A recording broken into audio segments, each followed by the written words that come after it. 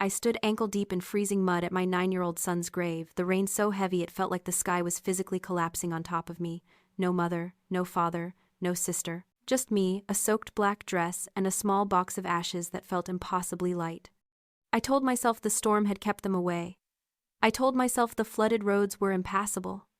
I was wrong. Across town, safe, dry, and warm, my family was toasting with champagne. They were celebrating the $1.15 million malpractice settlement they planned to use for my sister's dream retreat. They thought I was drowning in grief. They did not know I had learned to swim in the dark. And as I stared at the photo my sister had foolishly posted, smiles, crystal flutes, and greed, I realized something. My son's death was not a tragedy to them, it was a payday. Before we step into the storm, I need to know who I'm talking to. Drop a comment telling me where you're listening from and what time it is there. I read every single one. The house smelled like wet wood and abandonment. It was a Victorian shell I had bought 6 months ago, intending to restore it room by room, a project to keep my hands busy while my son Noah spent his final days in and out of the hospital. Now it just felt like a tomb made of sawdust and half-painted walls. I locked the door against the storm, shivering in my soaked dress. I had not even kicked off my muddy shoes when my phone on the kitchen counter lit up. Then it buzzed. Then it lit up again, a constant frantic strobing in the dim light. I walked over and looked down at the screen. It was my sister Brittany, then my mother, Deborah. A normal person might expect apologies. A normal family would be sending texts filled with regret about the weather or car trouble or whatever excuse they had concocted for leaving me alone at the cemetery. But I did not come from a normal family. I came from a transactional one. Brittany's text read, "Did you take your sedative today? Mom is really worried you're spiraling." 2 seconds later, my mother's message popped up, "Maya, please answer. We need to know you're lucid. Grief can make people imagine terrible things." I stared at the words, letting the cold logic of it sink in. They were not checking on me, they were building a case. Sedative, spiraling, lucid, imagine. These were legal buzzwords. They were creating a digital paper trail to prove that I was unstable, medicated, and unreliable. If I replied with anger, I would look manic. If I replied with sadness, I would look depressive. If I did not reply at all, I would look catatonic. They wanted a reaction. They wanted an explosion they could screenshot and show to a judge. I did not throw the phone. I did not scream into the void. I did not type out a paragraph of rage detailing how they had abandoned me. Instead, I initiated what psychologists call the gray rock method. To a narcissist, your emotion is fuel. Your anger, your tears, your defense, it is all supply. It validates their power over you. But a gray rock offers nothing. It is dull, impenetrable, and uninteresting. You make yourself so boring, so unresponsive that they have to look elsewhere for their drama. Or better yet, they get so frustrated by your silence that they get loud. I set the phone down unanswered. I walked into the dining room where my work laptop sat on a stack of drywall sheets. I opened it, the screen glowing blue in the dark room. My family shared everything digitally. It was how my father Gary kept control over us, shared passwords, shared clouds, shared locations. For years I had hated the lack of privacy. Tonight it was my weapon. I logged into the family cloud account. I knew Brittany would not have changed the password. She was too lazy to update her devices. I navigated to the shared calendar. My heart was not racing. My hands were not shaking. I felt a strange icy calm, the kind that comes when you finally stop trying to solve a puzzle and just look at the picture. I clicked on today's date. They're blocked out from 2 p.m. to 4 p.m. The exact hours I was lowering my son into the frozen ground was a calendar entry. It did not say funeral. It did not say family emergency. It did not say traffic. It read in my father's rigid all-caps typing asset allocation meeting. They had not missed the funeral by accident. They had scheduled around it. They had blocked off the time to discuss how to divide up the $1.15 million before the dirt was even settled on Noah's coffin. I looked at the entry, then at my phone, which was still buzzing with their fake concern. I did not cry. I simply opened the voice memo app on my laptop, set it to record, and placed my phone right next to the microphone. Let them talk. I was ready to listen. To understand the cruelty of that calendar entry, you have to understand the economy of my family. I do not mean money, though that was part of it. I mean the economy of emotional debt. For the last 3 years, while Noah was fighting a losing war against his own kidneys, I lived in a chair next to a hospital bed. I learned the rhythm of dialysis machines the way other mothers learn nursery rhymes. And to pay the mountain of bills that insurance refused to cover, I worked. I am a medical illustrator. I draw trauma. I sketch the precise, gory details of surgical procedures and anatomical failures for textbooks and malpractice suits. I spent thousands of hours shading the cross-sections of failing hearts and collapsed lungs, turning tragedy into technical diagrams just to keep the lights on. My sister Brittany had a different job. She was a lifestyle architect. While I was sleeping in waiting rooms that smelled like antiseptic and stale coffee, Brittany was building a brand on Instagram based on manifesting abundance and clean living. She posted photos of her green juices while I was forcing potassium-binding powder into my dying son's applesauce. My parents, Gary and Deborah, did not just enable her, they worshipped her. She was the light, I was the shadow. She was the success, I was the struggle.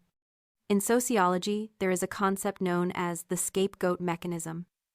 It suggests that a toxic family system is like a pressurized engine. It cannot function without a place to dump its toxic waste, its shame, its failures, its insecurities. For 32 years, I thought I was just the black sheep.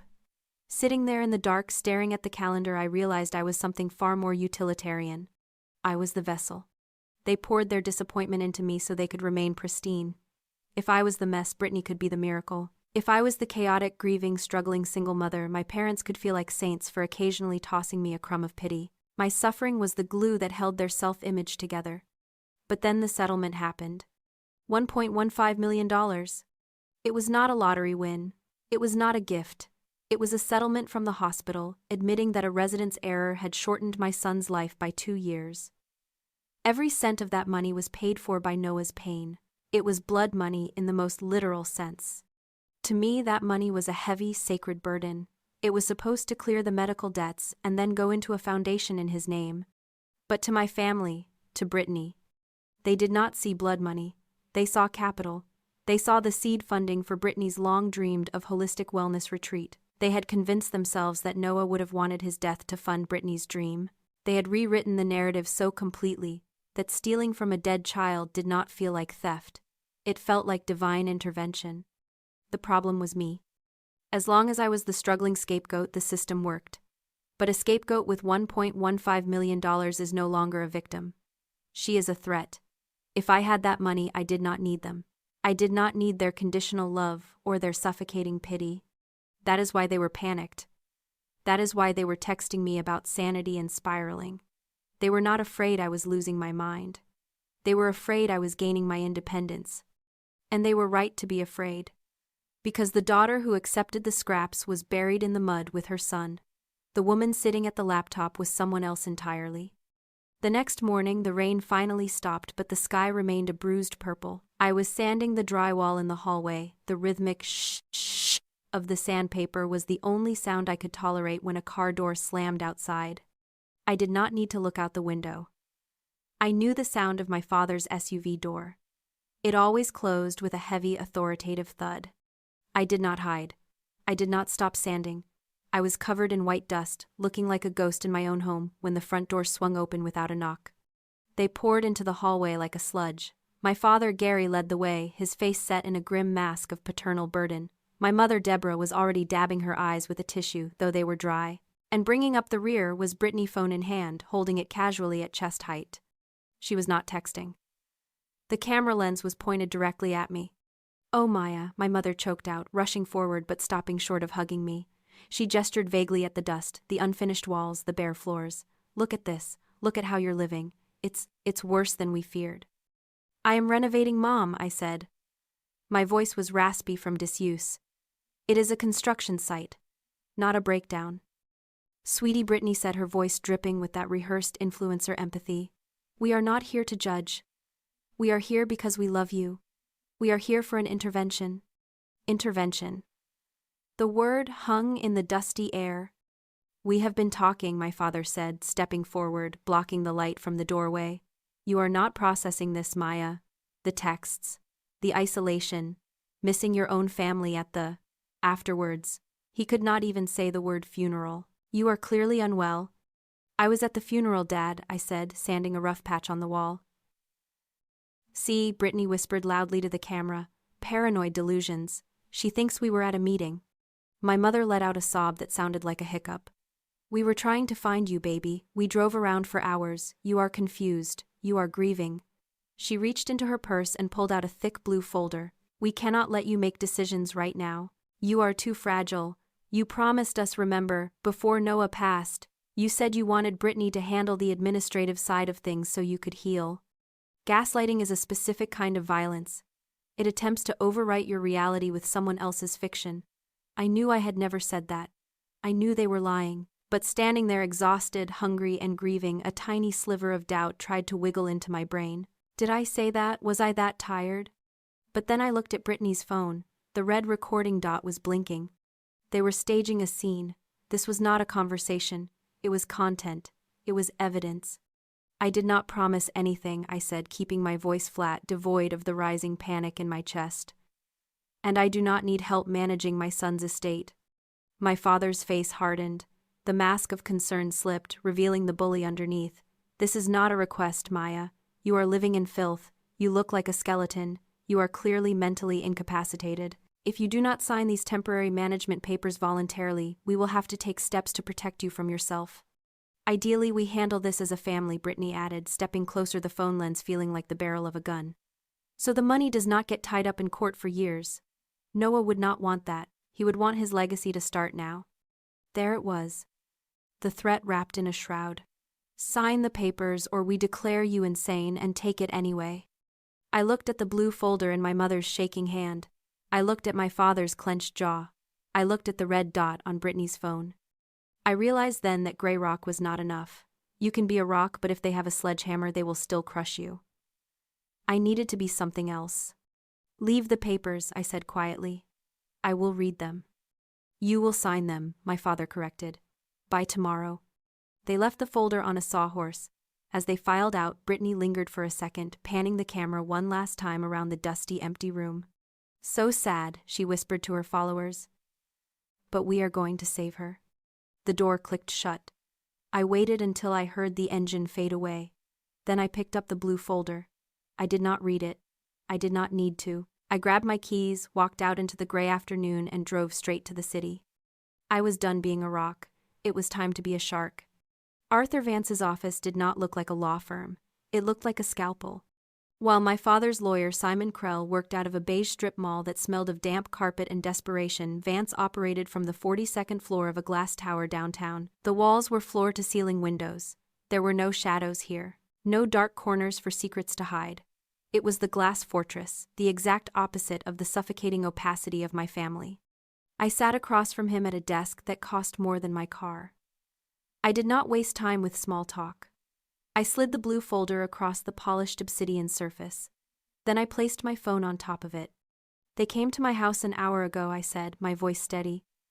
They tried to force me to sign these, and I have recordings of them admitting that the money is for a wellness retreat, not my son's estate. Vance did not touch the folder yet. He looked at me with eyes that were terrifyingly intelligent. He was an estate litigator, but in legal circles he was known as a shark who eats other sharks. You did not sign, he asked. Good, because if you had, you would not be a client. You would be a ward of the state. He opened the folder. He did not read it like a normal person. He scanned it like a machine processing data. A muscle in his jaw ticked once. That was the only sign of emotion he gave. He spun a monitor around to face me. Maya, your parents did not just ask you to sign a management agreement, Vance said, his voice dropping an octave. They filed a motion with the probate court at 9 a.m. this morning, before they even showed up at your door. I looked at the screen. The legal jargon swam before my eyes until Vance pointed to the header. Ex parte petition for emergency conservatorship. The air left the room. Conservatorship, I whispered. For people who cannot feed, clothe, or shelter themselves, Vance corrected. They are claiming that your grief has triggered a psychotic break. They have affidavits from your mother and sister stating you are hallucinating, living in squalor, and are a danger to the estate's assets. If a judge grants this, you do not just lose the money. You lose your right to drive. You lose your right to vote. You lose the right to choose where you sleep. I felt cold. Not the cold of the rain or the mud, but the absolute zero of betrayal. They were not just trying to steal from me. They were trying to erase me. They were willing to strip me of my personhood to make me a legal non-entity just to get their hands on Brittany's startup capital. They want a war, I said, looking up at the city skyline. So let us fight. No, Vance said sharply. We do not fight. Fighting implies they have a valid position. Fighting gets messy and expensive. He leaned forward, steepling his fingers. We do not fight them, Maya. We trap them. He pulled a thick leather-bound book from his shelf and opened it to a marked page. The trust established by the hospital settlement has a standard protection clause usually ignored. It is called predatory intent. It was designed to protect beneficiaries from scams, but the language is broad. It states that any party attempting to defraud the beneficiary through coercion or fabrication forfeits any legal claim to the estate permanently. But we have to prove fraud, I said. It is their word against mine. Exactly, Vance smiled, and it was not a nice smile. That is why we do not stop the hearing. We do not block their motion. We invite them to mediation. We let them bring their evidence. We let them speak. We let them get comfortable. He tapped the blue folder. The law is not a shield, Maya. It is a trap door. We are going to let them walk right into the middle of the room thinking they own the place. We are going to let them lie under oath, and once they are on the record— He did not finish the sentence. He did not have to. I looked at the glass walls. I looked at the city below, tiny and insignificant. I thought of Noah, who never got a chance to grow up because of a mistake. My family wanted to make another mistake. Set the meeting, I said. Let them come. 2 days later, we sat in a conference room that smelled of lemon polish and expensive tension. This was not the court hearing yet. This was the pre-mediation discovery, the moment where both sides lay their cards on the table to see if a settlement can be reached before a judge gets involved. My family was not there, just their lawyer, Simon Krell. He looked exactly like his office, smelled damp and opportunistic. He wore a suit that was slightly too shiny and a smile that did not reach his eyes. We do not want to hurt Maya, Krell said, sliding a single sheet of paper across the mahogany table toward Vance. But this is undeniable proof of her state of mind. If this goes to a judge, she will be institutionalized. We are offering her a way out. Sign the conservatorship, and we keep this private. Vance did not pick up the paper. He nodded for me to look at it. I leaned forward. It was a printout of a digital journal entry. The font was the default setting on my writing app. The date at the top was 3 weeks ago, 2 days before Noah died. I read the words, and my blood turned to ice. The voices are getting louder today. Noah is whispering to me from the machines. He says he does not want the money. He says it is dirty. He says I need to give it to Brittany so she can clean it. If I do not give it to her, the bad things will not stop. I have to listen to the voices. I stared at the paper. The syntax was mine. The spacing was mine. It sounded exactly like a nightmare I might have had, but I had never written it. I had never typed those words. Where did you get this? I whispered, my voice trembling. Brittany found it on your laptop when she came to check on you, Krell said, his voice dripping with faux sympathy. She was looking for your insurance info and saw the file open. She printed it because she was scared for you, Maya. Hearing voices, command hallucinations, that is a textbook psychotic break. I looked at Vance, panic rising in my throat like bile. I did not write this. But Brittany has my old passwords. She used my laptop when I was at the hospital. She must have logged in remotely. It is dated 3 weeks ago, Maya Krell interrupted, tapping the date stamp on the printout. You cannot fake a timestamp. I felt the walls closing in. It was perfect. It was damning. A grieving mother hearing voices commanding her to give the money to the golden child. It fit their narrative perfectly. Then Arthur Vance laughed. It was a dry, sharp sound like a twig snapping. Mr. Krell, Vance said, finally picking up the paper. You are holding a printout. A static image of text. It is a physical representation of a digital file. It is evidence, Krell snapped. It is a ghost story, Vance corrected. He turned to me, his eyes gleaming with something dangerous. Maya, do you use the cloud-based version of the app? Yes, I said. Vance turned back to Krell. Here is the thing about the cloud, Simon. It never forgets. You see, when you print a document, it shows you the text. But the back end, the metadata, that shows you the life of the document. He leaned forward, his voice dropping to a terrifying whisper. It is called version history. Every keystroke is logged. Every edit is time-stamped by the server, not the user's computer clock.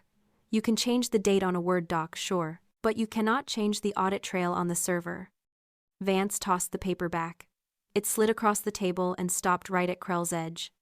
Your client thinks she is a writer, Vance said. But she forgot she was writing on a crime scene. Krell's smug smile faltered. For the first time, he looked at the paper not as a weapon but as a bomb. We will see you at the full mediation tomorrow, Vance said, standing up. Bring the family. And tell Brittany to bring her laptop. We are going to need it. We walked out of the room. My hands were shaking, not from fear but from adrenaline. They had tried to frame me with a ghost story. But ghosts leave footprints if you know where to look, and we were about to shine a spotlight on every single step they took. The storm had returned with a vengeance. Rain lashed against the floor-to-ceiling windows of the conference room, turning the city outside into a blurred watercolor of gray and steel. Inside, the atmosphere was perfectly climate-controlled, but the pressure was climbing. My family sat on one side of the long mahogany table. My mother, Deborah, dabbed at dry eyes with a monogrammed handkerchief. My father, Gary, sat with his arms crossed, radiating the indignant authority of a man waiting for an apology. Brittany sat in the middle, scrolling on her phone under the table, looking bored. Their lawyer, Simon Krell, slid a document toward us. We believe this is a generous compromise, Krell said, his smile oily. In light of Maya's condition, the family is willing to manage the trust. We will grant Maya a monthly allowance of 40% of the interest provided she adheres to a strict wellness plan supervised by Brittany. 40% of my own son's blood money, conditioned on my obedience. I looked at Arthur Vance. He did not blink. He did not look at the document. He looked at Brittany. Before we discuss numbers, Vance said, his voice soft and dangerous, we need to authenticate the evidence you submitted yesterday, the diary entry. Brittany sighed, putting her phone down. She looked at me with sad, practiced eyes. I really did not want to use that, Maya. It broke my heart reading it. Hearing you talk about the voices, it terrified me. So you confirm, Vance pressed, that you found this file on Maya's laptop 3 weeks ago, dated 2 days before Noah passed? Yes, Brittany said. I printed it immediately. I knew we might need it to get her help. You are willing to swear to that? Absolutely. Vance nodded. He reached for a remote control on the table. Lights, please. The room dimmed. A projector screen descended from the ceiling with a mechanical whir. My family looked confused. Krell looked nervous. The beautiful thing about the cloud, Vance said, his voice filling the room, is that it does not care about your story. It only cares about data. A spreadsheet appeared on the giant screen. It was a digital audit trail. This is the metadata for the file, titled Journal Entry Final. Doc, Vance narrated using a laser pointer to circle the top line. Mr. Krell, could you read the date created timestamp? Krell squinted. He stopped breathing. Yesterday, Vance read for him. 4:12 p.m. Brittany froze. And the IP address, Vance continued, moving the laser dot. It does not match Maya's home. It matches a commercial connection registered to the Soul Space studio. He turned to Brittany. You did not find this file 3 weeks ago, Brittany. You wrote it yesterday afternoon. In your office. We can even see the edit history. You spent 45 minutes deleting the words "I want" and replacing them with "the voices say" to make it sound more psychotic. The silence in the room was absolute. It was heavier than the storm outside. This is forgery, Vance said, his voice turning to steel. It is perjury.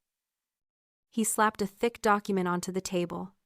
And this, Vance said, is the trust agreement, specifically Article 9, Section C, the predatory intent clause. It states that any party who attempts to defraud the beneficiary or the estate automatically forfeits any and all future claims to the assets. By forging this document to seize control, you have legally disinherited yourselves. That is not. You cannot. Krell stammered, shoving his papers into his briefcase. It is done, Vance said. The petition for conservatorship is dead, the money is locked, and I will be forwarding this audit trail to the district attorney. My mother stood up, her chair screeching against the floor. The fake tears were gone. Real panic replaced them. Maya, please, she begged, reaching across the table. It was Brittany. She told us it was real. We are your family. We were just trying to help. Help, I asked. My voice was not loud. It was the only steady thing in the room. I looked at Brittany. She was pale, her mouth opening and closing like a fish out of water. She realized the money was gone. The retreat was gone. The narrative was gone. You did not write a diary entry, Britt, I said, standing up and picking up my purse. You wrote a confession. I walked to the door. I did not look back.